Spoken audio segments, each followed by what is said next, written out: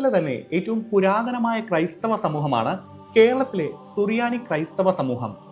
രൂഢമൂലമായ വിശ്വാസമനുസരിച്ച് 1-ാം നൂറ്റാണ്ട് മുതൽ തന്നെയോ ചരിത്ര തെളിവുകളുടെ അടിസ്ഥാനത്തിൽ 3-ാം നൂറ്റാണ്ട് മുതൽ തന്നെയോ കേരളത്തിൽ നിലനിന്നിരുന്ന കേരള സംസ്കാരത്തിന്റെ ഒഴിച്ചുകൂടാനാകാത്ത ഒരു കണ്ണിയാണ് കേരളത്തിലെ സുറിയാനി ക്രൈസ്തവ സമൂഹം. പുരാതന കാലം മുതൽ തന്നെ ഇന്ത്യയിലെ ഈ ക്രൈസ്തവ സമൂഹം മാർത്തോമ ക്രിസ്ത്യാനികൾ എന്നാണ് അറിയപ്പെട്ടിരുന്നത്. 1-ാം നൂറ്റാണ്ടിൽ ക്രിസ്തു ശിഷ്യനായ മാർത്തോമാ ശ്ലീഹ ഇന്ത്യയിലെത്തി ഈ സഭ സ്ഥാപിച്ചു എന്നതാണ് കേരള ക്രൈസ്തവരുടെ മനസ്സിൽ സംശയാതീതമായി നിലകൊള്ളുന്ന വിശ്വാസവും സ്വത്വബോധവും. എന്നാൽ ഈ വിശ്വാസത്തിന്റെ ചരിത്ര സാധുത എന്താണ്? മാർത്തോമാ ശ്ലീഹ അഥവാ സെയിന്റ് തോമസ് ഇന്ത്യയിലെത്തിയതിന് തെളിവുകളുണ്ടോ? ഈ ചാനലിലെ പുതിയൊരു വീഡിയോയിലേക്ക് സ്വാഗതം. ഞാൻ Justin Thomas and we are Justin conversations.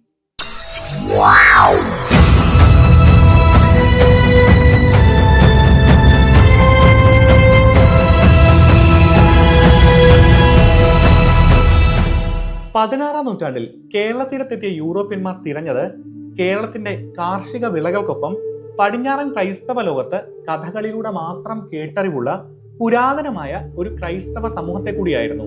അങ്ങനെ തദ്ദേശീയ സമൂഹങ്ങളോടൊപ്പം ഇഴചേർന്ന് ജീവിക്കുന്ന അത്ര പരിചിതമല്ലാത്ത ഒരു ക്രൈസ്തവ സമൂഹത്തെയാണ് യൂറോപ്യന്മാർ ഇവിടെ പരിചയപ്പെടുന്നത്.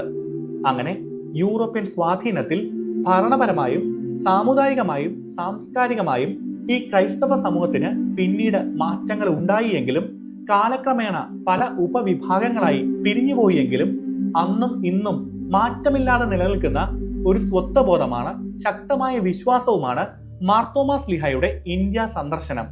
ചരിത്രകാരന്മാർ ശരിവെക്കുകയോ തള്ളിക്കളയുകയോ ചെയ്യാത്ത ഒരു വിശ്വാസമാണത്.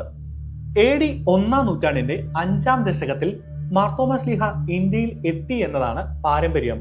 ഇന്നത്തെ കൊടുങ്ങല്ലൂരിനടുത്ത് അന്നത്തെ പ്രധാന തുറമുഖമായ മുസിരിസിൽ അദ്ദേഹം എത്തിയെന്നും 7 ബ്രാഹ്മണ കുടുംബങ്ങളെ സ്നാനപ്പെടുത്തി സഭ സ്ഥാപിച്ചു എന്നും 7.5 പള്ളികൾ കേരളത്തിന്റെ വിവിധ പട്ടണങ്ങളിൽ സ്ഥാപിച്ചു എന്നും ഈ പാരമ്പര്യത്തിൽ പറയുന്നു.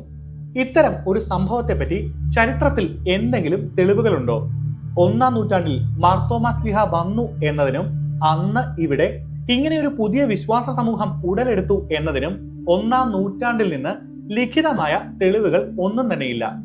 ലോകത്തിന്റെ കോണുകളിൽ ക്രൈസ്തവ സഭ പൊട്ടിപ്പുറപ്പെട്ടപ്പോൾ അവിടങ്ങളിലെല്ലാം അത് ചരിത്ര രേഖകളുടെ ഭാഗമായി മാറിയിരുന്നു. എന്നാൽ ഇവിടെ അത് സംഭവിച്ചില്ല. ചരിത്ര രേഖകളുടെ അഭാവം ചരിത്രകാരന്മാരുടെ ഇടയിൽ മാർത്തോമാ ശ്ലീഹയുടെ ഇന്ത്യ സന്ദർശനത്തിനെ പറ്റി സംശയം ഉളവാക്കുന്നു. കേരളത്തിലെ ക്രൈസ്തവ സഭയെ പറ്റിയുള്ള ആദ്യ ലിഖിതമായ ചരിത്രരേഖ ലഭിക്കുന്നത് 16-ാം നൂറ്റാണ്ടിൽ പോർച്ചുഗീസ് അധികാരികൾക്കാണ്. 4-ാം നൂറ്റാണ്ടിൽ രചിക്കപ്പെട്ട കൽദായ മെത്രാപ്പൊലീത്ത മാർ യാക്കോബിന്റെ കൈവശം ഉണ്ടായിരുന്ന ചെപ്പേടുകളെ പറ്റിയാണ് ആദ്യം രേഖപ്പെടുത്തുന്നത്. 4-ാം നൂറ്റാണ്ടിൽ മഹോദയപുരം എന്നറിയപ്പെടുന്ന കൊടുങ്ങല്ലൂരിൽ ജ്ഞായിത്തൊമൻ എന്ന പേർഷ്യൻ ക്രൈസ്തവ നേതാവിനും അദ്ദേഹത്തിന്റെ ഒപ്പമെത്തിയ പേർഷ്യൻ ക്രൈസ്തവ സമൂഹത്തിനുമായി അന്നത്തെ ചേര രാജാവ് ഭൂമിയും മറ്റ് അവകാശങ്ങളും കൽപ്പിച്ചു നൽകിയതിന്റെ രേഖകളാണത്. ഇക്കാലഘട്ടം മുതലെങ്കിലും കേരളത്തിൽ ക്രൈസ്തവ സമൂഹം ഉണ്ടായിരുന്നുവെന്ന് മനസ്സിലാക്കാം. എന്നാൽ ജ്ഞായിത്തൊമന്റെ വരവിന് മുൻപ് കേരളത്തിൽ ക്രിസ്ത്യൻ സഭ ഉണ്ടായിരുന്നു എന്ന് തെളിയിക്കുവാൻ രേഖകൾ ഒന്നും തന്നെയില്ല. മാർത്തോമാ ശ്ലീഹയുടെ ഇന്ത്യ ആഗമനത്തിന്റെ പാരമ്പര്യങ്ങൾ പറയുന്ന പല കാര്യങ്ങളിലും പൊരുത്തക്കേടുകൾ ഉള്ളതും ഇക്കാര്യത്തിൽ ചരിത്രകാരന്മാരുടെ ഇടയിൽ സംശയമുളവാക്കുന്നു. മാർത്തോമാ ശ്ലീഹ 1-ാം നൂറ്റാണ്ടിൽ കേരളത്തിൽ വന്ന് ചില ബ്രാഹ്മണ കുടുംബങ്ങൾക്ക് മാമോദീസ നൽകി സഭ സ്ഥാപിച്ചു എന്നതാണ് ഇതിൽ ഒരു പാരമ്പര്യം. എന്നാൽ 1-ാം നൂറ്റാണ്ടിൽ കേരളത്തിൽ ബ്രാഹ്മണ സാന്നിധ്യം ഉണ്ടായിരുന്നില്ല. മാർത്തോമാ ശ്ലീഹയുടെ വരവിനും നൂറ്റാണ്ടുകൾക്ക് ശേഷം 8-ാം നൂറ്റാണ്ടിൽ മാത്രമാണ് കേരളത്തിൽ ബ്രാഹ്മണ കുടിയേറ്റം ആരംഭിച്ചത്. കേരളത്തിലെ സുറിയാനി ക്രിസ്ത്യാനികൾ ബ്രാഹ്മണ പാരമ്പര്യത്തിൽ നിന്നുള്ളവരാണ് എങ്കിൽ 1-ാം നൂറ്റാണ്ടിലെ മാർത്തോമ സന്ദർശനം ഒരു കെട്ടുകഥയാണ് എന്ന് പറയേണ്ടി വരും. എന്നാൽ സുറിയാനി ക്രിസ്ത്യാനികൾ കേരളത്തിലെ സവർണ വിഭാഗമായി കണക്കാക്കപ്പെട്ടിരുന്നു എന്നതും പോർച്ചുഗീസ് കാലഘട്ടം വരെ സവർണരെ പോലെ തൊട്ടുകൂടായ്മ ആചരിച്ചു എന്നതും സമൂഹത്തിൽ ഉന്നത സ്ഥാനവും അധികാരങ്ങളും ലഭിച്ചിരുന്നു എന്നതും കേരള ക്രൈസ്തവരുടെ ബ്രാഹ്മണ പാരമ്പര്യം എന്ന വാദത്തെ ശക്തിപ്പെടുത്തുന്നു. 7.5 പള്ളികൾ മാർത്തോമാ ശ്ലീഹ സ്ഥാപിച്ചു എന്നതാണ് ഈ പാരമ്പര്യത്തിലുള്ള സംശയാസ്പദമായ മറ്റൊരു കാര്യം.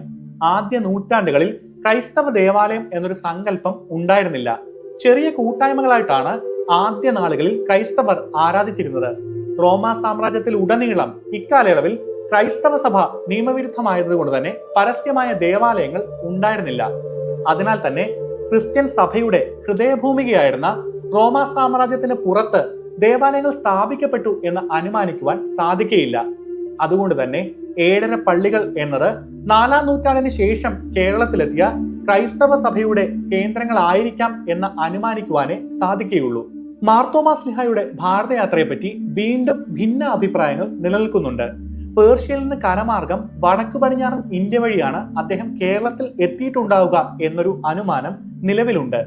ഇന്ത്യയിലെ സുവിശേഷ പ്രവർത്തനങ്ങൾക്ക് ശേഷം അദ്ദേഹം ചൈന സന്ദർശനം നടത്തി എന്ന മറ്റൊരു അനുമാനവും ഉണ്ട്. വ്യക്തമായ ഒരു ചരിത്ര വസ്തുതയെപ്പറ്റി ഇത്രയേറെ അനുമാനങ്ങൾ നിലനിൽക്കുന്നത് സാധ്യമല്ല എന്ന് ഈ വിശ്വാസങ്ങളെ ചോദ്യം ചെയ്യുന്നവർ വാദിക്കുന്നു. എന്നിരുന്നാലും മാർത്തോമാ ശ്ലീഹായുടെ ഇന്ത്യ സന്ദർശനവാദം ശരിവെക്കുന്ന അനേകം കാരണങ്ങളുമുണ്ട്. 1-ാം നൂറ്റാണ്ടിൽ മാർത്തോമാ ശ്ലീഹ ഇന്ത്യ സന്ദർശിച്ചു എന്ന് അനുമാനിക്കപ്പെടുന്ന ഇക്കാലയളവിൽ കേരളത്തിൽ വിവിധ ഇടങ്ങളിൽ ശക്തമായ ജൂത സെറ്റിൽമെന്റുകൾ ഉണ്ടായിരുന്നു. അന്നത്തെ കൊടുങ്ങല്ലൂർ മുസിരിസ് മലബാർ തീരത്തെ പ്രസിദ്ധമായ തുറമുഖമായിരുന്നു. മധ്യപൂർവ്വ രാജ്യങ്ങളുമായി സുദൃഢമായ വ്യാപാര ബന്ധം മുസിരിസിനുണ്ടായിരുന്നു.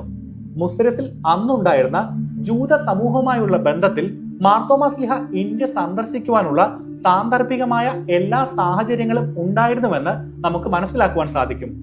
മാർത്തോമാ ശ്ലീഹ സ്ഥാപിച്ച 7 പള്ളികൾ എന്നത് 7 സഭാ സമൂഹങ്ങൾ ആയിരുന്നിരിക്കാം. ആദ്യ നൂറ്റാണ്ടിൽ വ്യക്തമായ യഹൂദ സാന്നിധ്യമുണ്ടായിരുന്ന പട്ടണങ്ങളിലാണ് 7.5 പള്ളികൾ സ്ഥാപിക്കപ്പെട്ടത് എന്ന പാരമ്പര്യമാണ് നിലവിലുള്ളത്. യഹൂദ സെറ്റിൽമെന്റുകളുമായി ബന്ധപ്പെട്ടുണ്ടായ ക്രൈസ്തവ സമൂഹം പിൽക്കാലത്ത് പള്ളികളായി രൂപപ്പെട്ടതുമാകാം. ഇംഗ്ലീഷ്, ലാറ്റിൻ പോലുള്ള ഭാഷകളിൽ സഭ, പള്ളി എന്നതിന് ഒരേ വാക്കുകൾ തന്നെയാണ് ഉപയോഗിക്കുന്നത് എന്നതും ശ്രദ്ധേയമാണ്.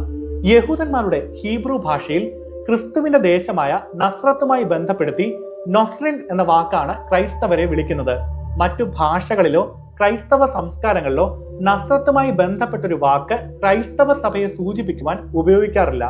അതിനാൽ തന്നെ കേരളത്തിലെ നസ്രാണി എന്ന പദപ്രയോഗം ഇവിടുത്തെ യഹൂദ സമൂഹവുമായുള്ള ആദ്യകാല കേരള ക്രൈസ്തവരുടെ അഭേദ്യമായ ബന്ധത്തിന്റെ അടയാളമായി കാണുന്നവരുണ്ട്.